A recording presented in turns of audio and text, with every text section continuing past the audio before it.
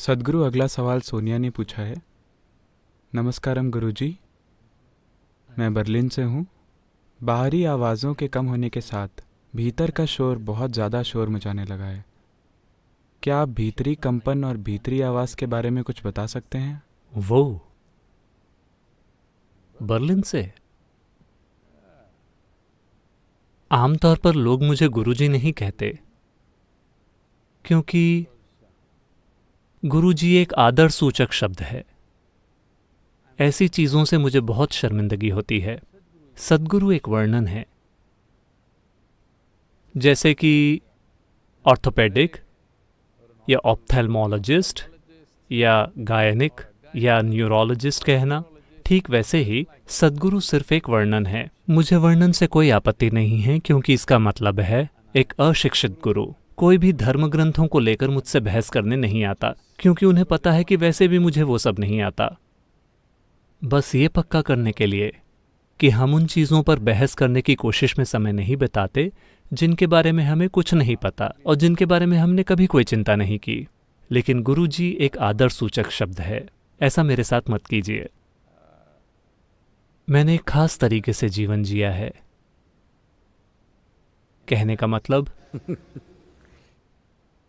मैंने इस तरह से जीवन जिया है कि मेरे आसपास के लोग हमेशा कंफ्यूज रहते हैं, ये आखिर हैं कौन। ये मेरे लिए बहुत महत्वपूर्ण है, क्योंकि अगर वो कोई निष्कर्ष निकाल लेते हैं तो उनके साथ काम करना बहुत मुश्किल होगा। कंफ्यूज होना यानी कम से कम आपको एहसास है कि आप नहीं जानते, जो अच्छा है। अगर किसी को पता चल जाता है एक बहुत गहरे अनुभव से, तो उससे मुझे कोई दिक्कत नहीं है, वो एक अलग अवस्था है। लेकिन किसी के बारे में अच्छे निष्कर्ष निकालना जरूरी नहीं है, किसी के बारे में बुरे निष्कर्ष निकालना जरूरी नहीं है। तो सभी आदर सूचक शब्द यहीं से आते हैं कि लोग किसी व्यक्ति के बारे में अच्छे निष्कर्ष निकालते हैं।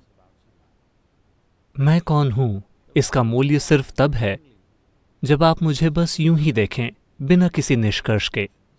आप देखेंगे कि आप पूरी तरह से कंफ्यूज हो जाएंगे।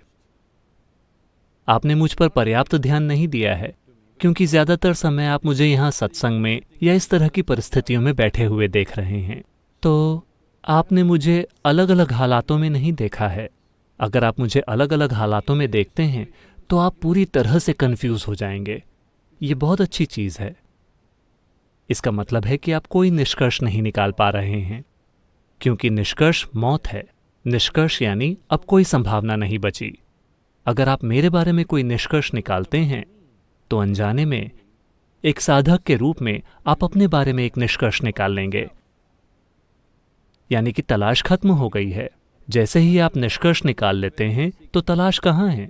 आपका खुद को एक साधक कहना बिल्कुल अर्थहीन है। जहां तक आंतरिकता की बात है, भीतर या भीतरी आयाम शोर भरा नहीं बन गया है। ये कभी भी शोर भरा नहीं रहा। उस इलाके में शोर जैसी कोई चीज नहीं है। बात बस इतनी है कि चूंकि आप व्यस्त नहीं हैं, इसलिए आप मन में उलझ रहे हैं। ज्यादातर लोग आमतौर पर सोचते हैं कि वे व्यस्त हैं, लेकिन अगर आप उनके जीवन को देखें तो 60% समय वे बस किसी चीज में उलझे रहते हैं। ये कुछ ऐसा है मानो जुगाली करना। कल क्या हुआ था, आप अभी भी उसे चबा रहे हैं। ये सुविधा आपके शरीर में नहीं है। गाय, बकरी, भेड़, उन सभी के पास ये सुविधा है कि वे आज खा सकते हैं और कुछ घंटों के बाद इसे वापस मुंह में लाकर जुगाली कर सकते हैं। आपको इस तरह की सुविधा आपके शरीर में नहीं दी गई थी, तो आपने अपने मन में एक बना ली है। ये एक विकास से जुड़ी समस्या है। आप 4 पैरों वाली अवस्था से बाहर आने को तैयार नहीं हैं, और आप कल की बातों की आज जुगाली करना चाहते हैं।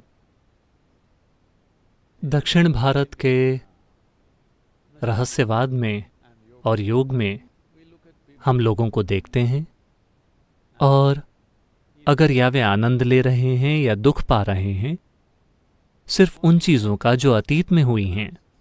अतीत में हुई चीज़ों के कारण वे किसी चीज़ का आनंद ले रहे हैं, लेकिन अभी कुछ बिल्कुल अलग कर रहे हैं, ये समझे बिना कि वे बस पुराने फ़ायदों का आनंद ले रहे हैं और ये कभी भी खत्म हो सकता है।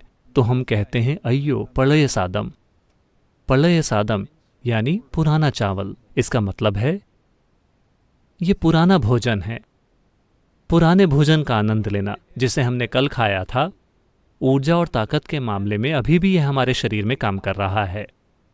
इसी तरह हमने कल या 10 साल पहले या पिछले जन्म में क्या किया था, शायद अभी भी हमें उसका फायदा हो रहा हो, लेकिन अगर आप इसे बढ़ाने के लिए अभी कुछ नहीं कर रहे हैं तो ये खत्म हो जाएगा। पुराना खाना कुछ समय बाद सड़ जाएगा। जो बहुत शानदार था वो कुछ समय बाद बहुत गंदा बन जाएगा। दुनिया में बहुत से तथाकथित सफल लोग अपने जीवन के अलग अलग चरणों में से होकर गुजरते हैं कि वे अतीत के परिणामों और कर्मों का आनंद ले रहे होंगे और उन्हें लगता है कि सब कुछ शानदार है। वे लापरवाही से जीते हैं। एक दिन अचानक उन्हें यह झटका देता है। जरूरी नहीं है कि बाहर से, ज्यादातर ये भीतर से होता है। उनका अपना ही मानसिक ढांचा, उनका अपना ही शरीर इस तरह पलटी खाता है कि वे यकीन ही नहीं कर सकते कि उनके साथ ऐसा हुआ। ऐसा इसलिए है क्योंकि आप पुराने भोजन पर जी रहे हैं। ये महत्वपूर्ण है कि आप हर दिन ताज़ा भोजन पकाएं। ये बहुत महत्वपूर्ण है। इसी वजह से अभी का कर्म बहुत महत्वपूर्ण है। मैं चाहता हूं कि आप समझें कि आपकी आंतरिकता में कोई शोर नहीं है। आपकी आंतरिकता में कोई कंपन नहीं है। आपकी आंतरिकता में कोई आवाज़ नहीं है। ये सब आपके सिर में है। ऐसा इसलिए है क्योंकि आप पुरानी चीज़ों की जुगाली कर रहे हैं। अब अगर आप किसी काम में व्यस्त हैं तो आज आप अपने सिर में हो रही कुछ चीज़ों को भूल जाएंगे, लेकिन जैसे ही आपके हाथ में कोई काम नहीं होता, फिर आप देखेंगे कि ये चलता रहेगा। तो मुझे क्या करना चाहिए? हमने आपको कई तरीके सिखाए हैं। आप इसे रोकने की कोशिश मत कीजिए क्योंकि आप इसे नहीं रोक सकते। एकमात्र तरीका यह है कि आप इससे खुद को दूर कर सकते हैं। तो खुद को दूर करने के कई तरीके हैं। अगर आप शांभवीय या शून्य कर रहे हैं तो निश्चित रूप से एक शक्तिशाली प्रक्रिया मौजूद है, वरना आप ईशा क्रिया कर सकते हैं। अगर आप इनमें से किसी भी चीज को नहीं जानते हैं अभी, तो एक आसान सी चीज ये है, आपको बस खुद पर गौर करना है और देखना है। आप इस विशाल अस्तित्व में एक छोटे से प्राणी हैं। हम नहीं जानते कि ये कहाँ से शुरू होता है, कहाँ खत्म होता है। इस छोटे से मिट्टी के बॉल जैसे ग्रह पर आप यहाँ बैठकर सोचते हैं कि आप ही ब्रह्मांड का केंद्र हैं। ये एक बेवकूफ़ी भरा विचार है।